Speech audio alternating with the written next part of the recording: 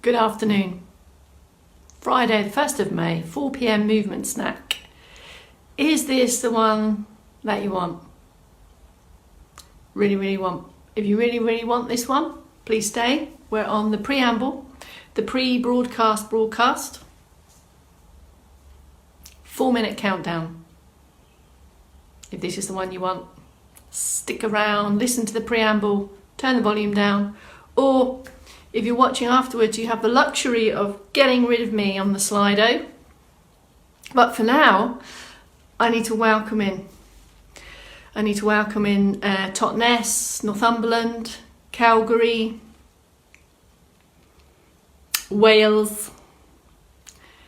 Thank you for the zig, Pauline. If this is the one that you really want. Zig. Hello, Italy. The weekend starts here. It surely does. Friday, it's crackerjack. It's crackerjack movement snack. I know we've done it before, but it caused a bit of a laugh. And you know, help me out with the preambles. Hello, Maddie. Sister Townley, hello. Brother Townley, hello. Come on, everyone. This is your third set of 10 minutes. Well, more technically. I think it's more like 36 minutes.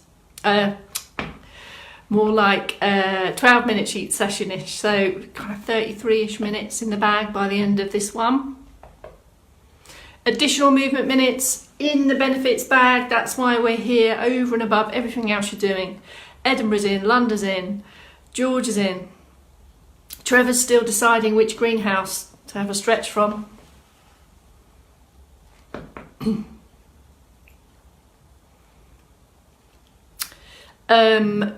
Any crowbarring reports since 12 p.m. Any trios crowbarred in?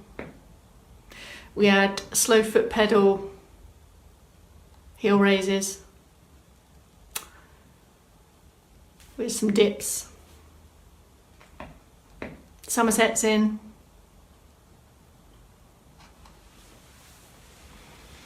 Today, everyone, how many days have we been doing this for from the start?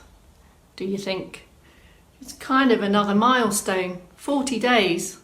It's our 40th day. We passed 100 snacks ages ago. 40 days we've been doing this. Some of you have been tuning in to this for 40 days. That's some routine. Thank you. Thank you and well done and all those things. 40 days is phenomenal. 40 days. And we're going to keep on going on this movement snacking. Hello, Fran. Fran's ready. Jane's ready. Anyone else in? I think it's literally a minute countdown. And we're going to get ready for some calming sway. Jane's having buffering problems, buffering Wi-Fi issues. Thanks for perseverance again, Jane. Hello, Adil. Cambridge is in. It does a bit, Bob. Let's not go down that road. With the current situation, what are we doing today? We're doing some calming sway. You're getting in the zone. You feeling calm? Are you feeling like a sway and coordinated head, trunk, leg, weight transfer, meaningful, harmonious movement experience? Are you ready? Brighton's in. Hello, Jan. Not Mike at all. I know that behind that name, it's not Mike at all. It's Jan. Dawn seen something in a pond, but it disappeared. Hello, Sue. Sue's been sitting too long. Peter heads in. Let's do it. Okay, 3, 2, 1. Good afternoon. My name is Bex Townley. Thanks for coming back. It's 40 days since we started this mission. It's Friday the 1st of May. This is the third movement snack today, and we're accumulating 30 additional minutes of movement every single day. Not only additional minutes, but more considered, meaningful, functional, optimal movements that then are deployed into everything else you do to kind of really help make life easier, have more energy so we can do more stuff. Come on, let's do it. Starting every movement snack with the circulation boosting activity. Either in stand, pick up some external support if you need at an appropriate height for you, or start in sit position, whichever you prefer. Let's get moving and then we'll go through the prompts. So with support, don't want to challenge your balance here, so take up lots of support if you need. If you feel challenged and balanced at this point, take a seat. Get the legs moving. Remember, we're just starting to boost the circulation. In stand, it looks like this with a single arm or double arms as and when you're ready. In sit, it has a hip walk forward first. We can either start from top end down or bottom end up. Here's the arm action. Here's the leg action, generated from ankles, feet and toes. So trying to avoid flat feet, generating from there, and then trying to bring those two elements in together. For many reasons, it might give you some help to bring those hands together to help with coordination. Once all body parts are working and moving, let's go through the checks. Check number 1, strong postural position, so lift and open from the hips as tall as you can from here. Open up the chest, stand a little bit more upright than you ordinarily do. So this strong centre supports all of our movements of activities of daily living. Then really consider how the feet and ankles and toes are working for you. Have a glance down. Are they peeling off and pressing down? Is this happening at your feet? This is what we're aiming for in stand and in sit.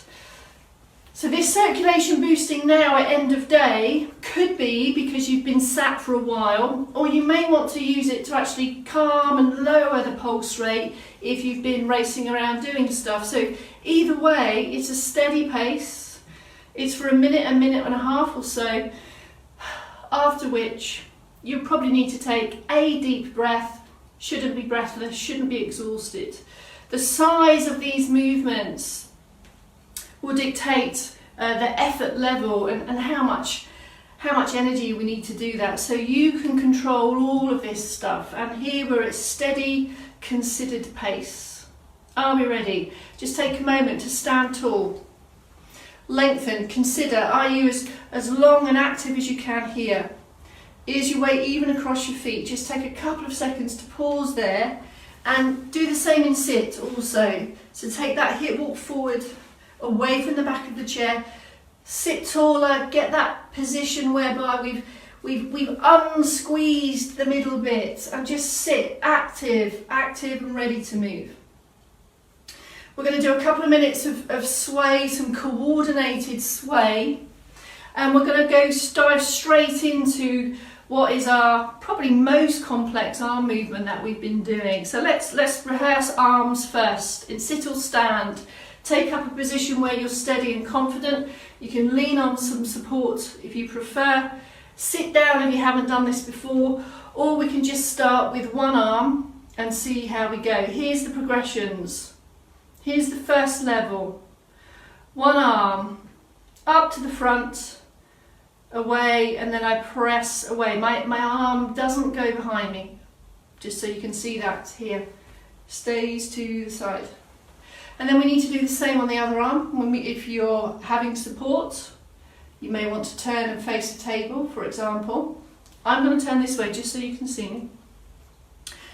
That's the first level. Until we've mastered this bit, we don't move on. That's what we do with progression. So we're going to alternate. Here's one, press it away, slow as you like. And although the arm is the moving part, I'm still considering my standing lifted position or my sit position. So here's the deal. You master one bit. When you've mastered it, you're ready for the next bit. Here's the next bit. Have a look. Arm comes up. This time I pick up the gaze and I follow the hand, but then I look back to the front and the hand carries on. And I could, just to make sure that's locked in, I could do that on the same arm. But ideally what I'm really after is alternating. So can you see, this is my head movement from our morning mobility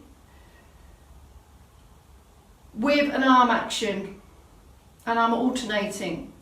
That's the next level. Once you've mastered that bit, we're ready to move on to the next bit. And this is exactly the same in sit.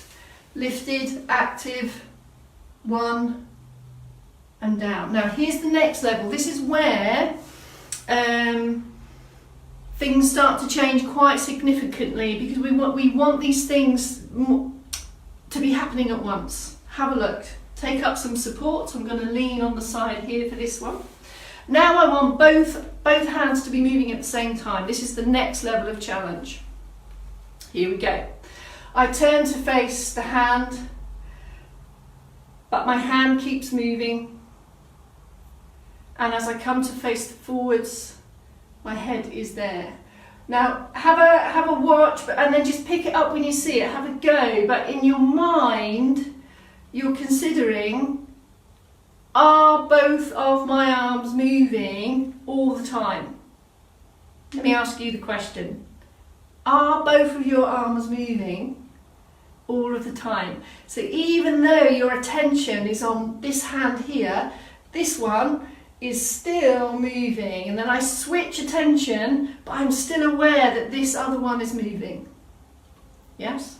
Waving hands like clouds. Still not really doing all the elements we want. So in life in general, there's lots happening. Head turns, weight transfers, arm movements, awareness of my environment. There's so much information being processed by the brain. Here we can just take a safe, considered position, enjoy the fluidity of this movement, and consider how we're doing that. Here's the next bit. Take the feet slightly off centre. Rehearse the lower leg, the lower limb first. So it's weight shift, slightly forward, slightly back. As small and as slow as you like. Considered shift across here. And my body is still within the base of support of my feet. Same in sit. Have a look. Slight feet here. Now my thought is my sit bones. I'm unsqueezed, I'm as long, and I shift across my buttocks now, forward and back. Once you've got that weight transfer, now we can pick up on all the other elements. And this is when it starts to get really interesting, because now I'm going to ask you, have you got the weight transfer? Have you got the head turn? Have you got the attention on one hand while the other one is still? You don't have to do that. That's my extra. That's my extra move. That was just me saying, don't forget that that hand. Don't freeze frame me on that one. All right, take a pause. So just take up these movements. Add in. We master one bit, and then we up the complexity and the difficulty, and we master it bit by bit by bit. But for now, have a go at that when you fancy. Just have a stretch. Starting with chest stretch. In stand or sit. Lift and lengthen through the posture. Let's just take some open and close just to get ready for this.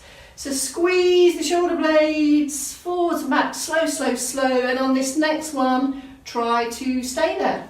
Hands on buttocks or back of hands. Lift and open.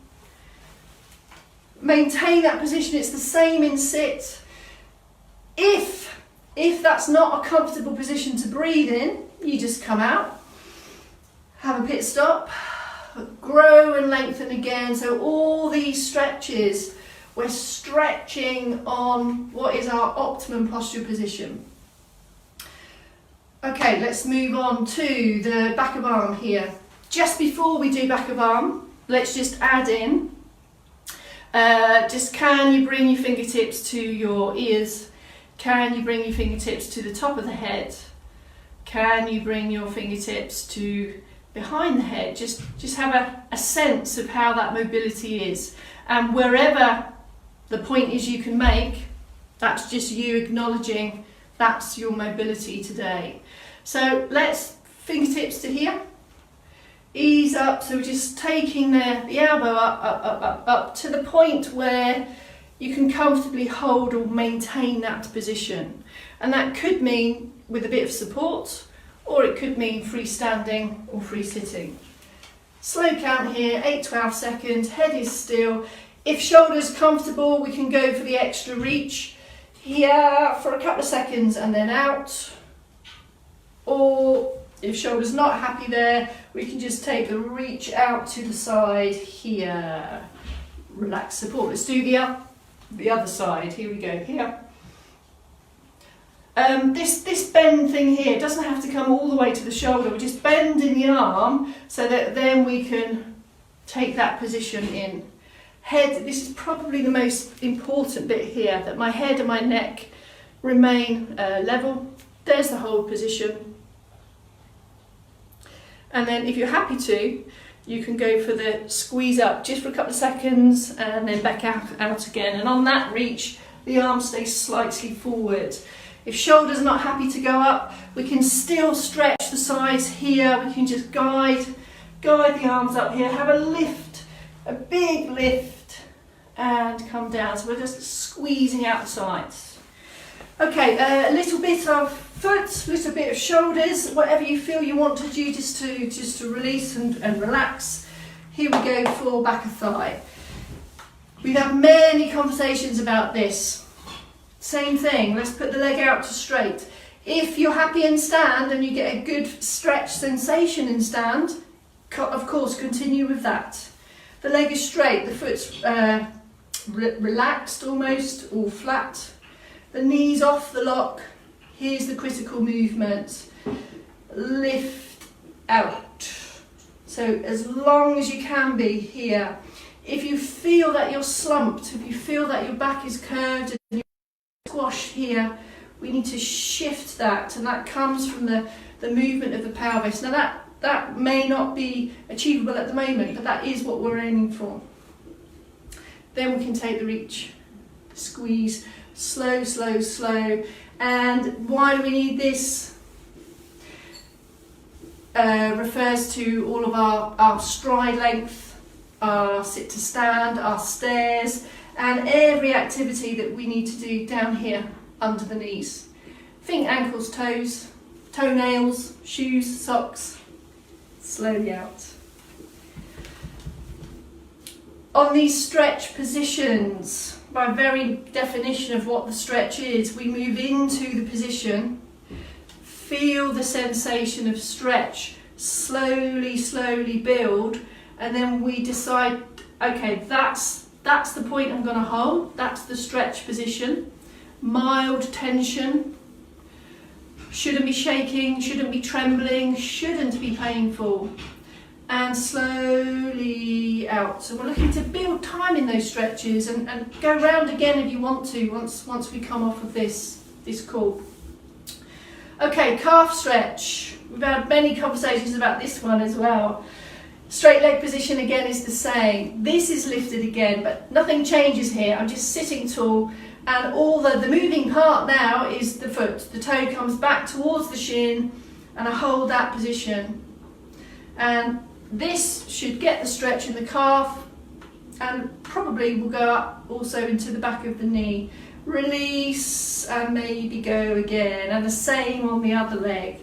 Now, if these lower limb stretches aren't an option for you, or they're not on your menu for whatever reason, go back round the back of arm and upper side and chest. Just go round those upper body ones again. Let me just recap the calf stretch in stand. With lots of support, so if you're steady and stable in standing, with or without support, so lots of support, then the standing calf stretch, I would suggest, is going to be even more effective for you. You take the back step, you can control how big this step is, and obviously the further back I step, the greater angle, greater degree of stretch. So feel your way through that, the toes forward, lift and lengthen up, get some extra stretch here. I get 2 for the price of 1. If you're steady, strong, stable, confident, you might want to add in the extra upward side, and we get a big full body stretch here, but focus on calf, focus on hip flexor. And this one is important because if we spend a lot of time sat, you might be cyclists, lots of time in this flex position, we want to stretch that out again. And these stretches, this mobility and flexibility directly relates to all of those positions we need to get up from floor. If we're in the garden, if we're in the bath, we need big ranges of movement. When we did some knee raises today in the lunchtime snack, this one here will serve to stretch that, to improve that mobility also. I'm going to crowbar this in, if you are steady and stable without concern for balance, if that is you, and you can stand solid as a rock without external support in the stretch position, you might want to crowbar in some of your symmetrical upper arm movements, bearing in mind just to reinforce our priority is stretch, so I don't want anything to compromise that. But if you can get that stretch and it works for you and you're really stable, why not crowbar in some other things? Okay, why not? Why not crowbar in some other things? That's it, another 30-ish minutes in the bag. Great work. Thank you very much for joining me again. We don't stop at the weekends. We keep on going. So I'll see you tomorrow, Saturday at 8 a.m. for another round of movement snacking. Keep on moving. Every movement counts. Enjoy your evening. Happy Friday. Keep on crowbarring. Thank you, folks.